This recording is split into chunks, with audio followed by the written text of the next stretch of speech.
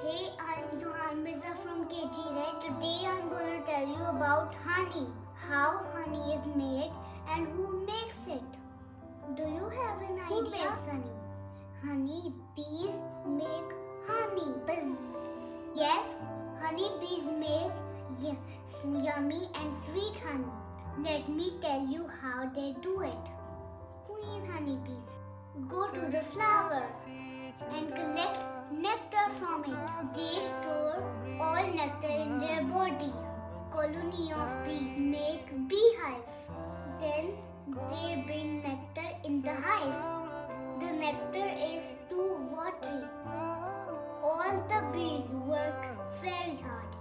They dry up the water with the help of their wings. Then honey becomes thick and we can take out yummy honey from it. Honey has so many benefits such as Mommy gives me honey when I cough. Grandmother puts honey when I get hurt. Honey has so many vitamins and minerals. It also gives you energy. I love honey. Do you like honey?